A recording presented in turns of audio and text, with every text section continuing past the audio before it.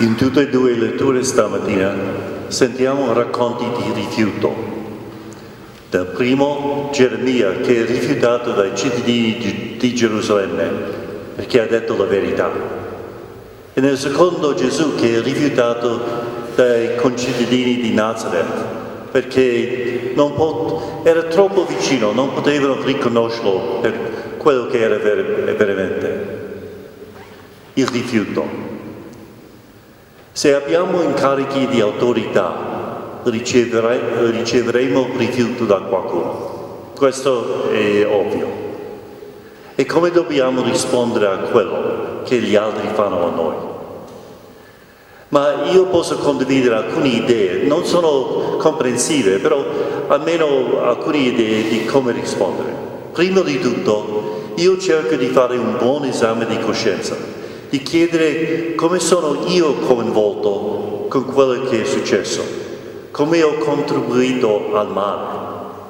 E per questo è bene di avere un amico che non è coinvolto nella situazione, perché qualche volta siamo troppo vicini di vedere e ammettere la verità. In particolare la verità non sempre è tanto bella su noi stessi. La seconda tappa sarebbe di cercare di trasformare antipatia in simpatia. Quello che ha fatto l'altro a me è un sintomo di qualcosa che non va nel suo cuore e cerco di vederlo come ferito e non come il nemico. E quando vedo una persona ferita, cerco di guarirlo, non di respingerlo. E poi cerco di scoprire quella gioia che Francesco ha trovato nella perfetta letizia. Si ricorda quel racconto? Arriva al convento e è rifiutato dal fratello. Perché è così gioioso Francesco? Prima di tutto perché Francesco riconosce che spesso il nostro amore è condizionato da quello che potremo ricevere. Nel caso di Francesco una cena, un letto, un po' di rispetto. Però non riceverà niente di quello da quel fratello. Infatti riceverà insulti e sarà bastonato. Perché è così gioioso Francesco? Perché adesso il suo amore non è più condizionato da quello che riceverà. E l'amore dato solo per la ragione, perché vuol condividere l'amore con cui è stato amato da Dio. Per questo Francesco è gioioso.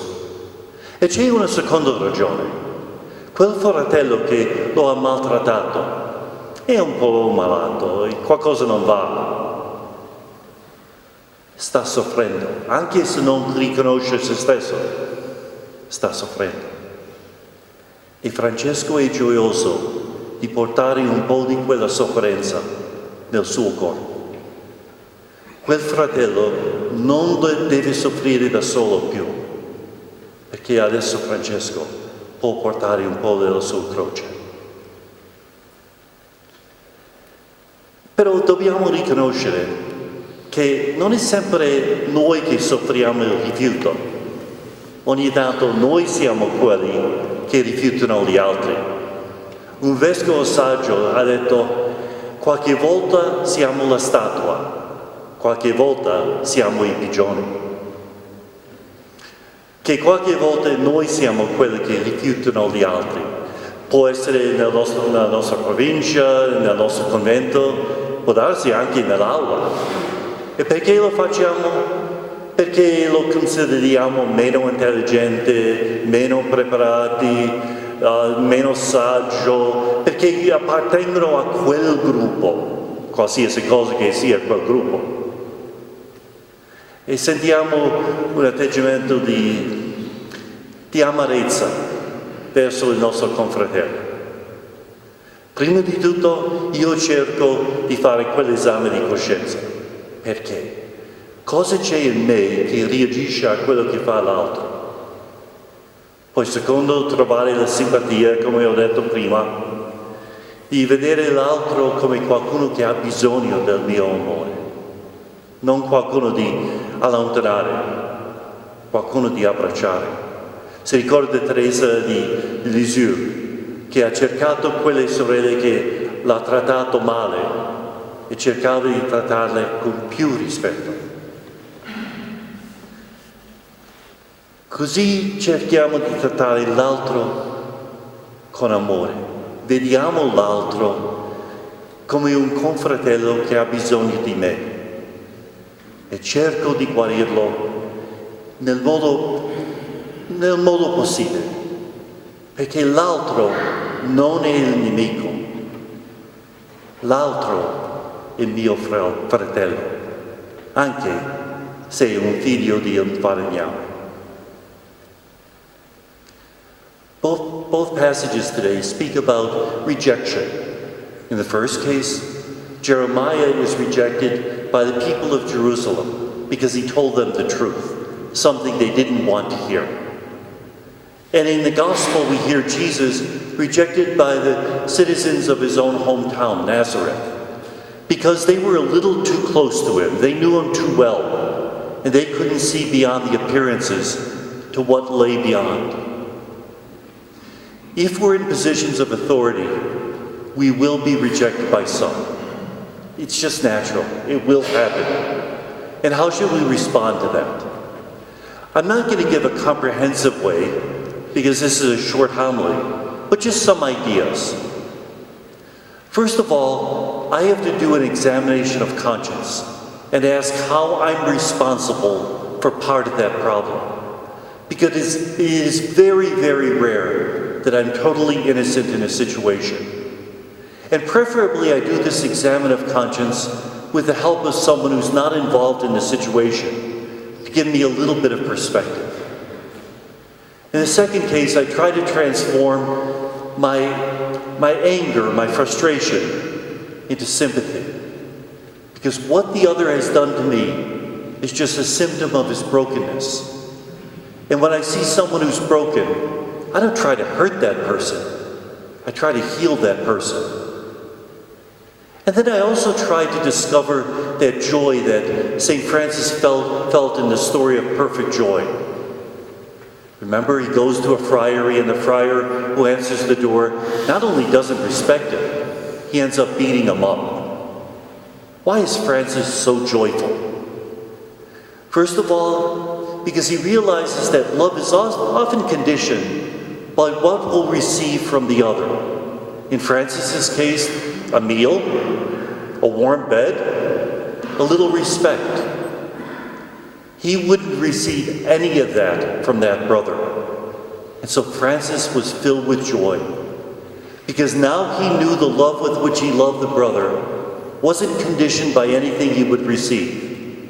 He loved the brother because he wanted to share with him the love with which he had been loved by God. And so Francis is filled with joy. But there's another reason why he's joyful. He realizes that that brother who did bad things to him is not right. There's something hurting in his heart.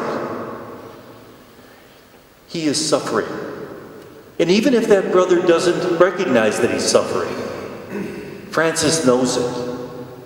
And Francis is joyful that he can share some of that suffering. That that brother no longer has to carry that cross alone. And so he has lightened the burden of the brother by taking on some of his pain in his own body. But let's be honest. We're not always the one who is pushed away by others. Sometimes we do the pushing. As a wise bishop once said, sometimes we're the statue, sometimes we're the pigeons. Sometimes we're the one who treats others badly. Why?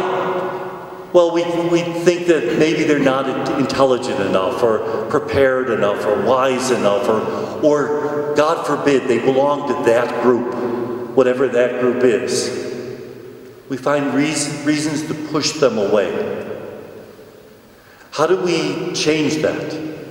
Well, first of all, again, that examine of conscience. What is it in the brother that is difficult for me? What makes me push him away? What's going on inside my own heart? And the second step is to change that anger, that frustration, into sympathy. To feel bad because we recognize that brother is hurting. We realize that I don't want to make it worse. I want to heal him with my love. Because after all, he is my brother, even if he's the son of a carpenter.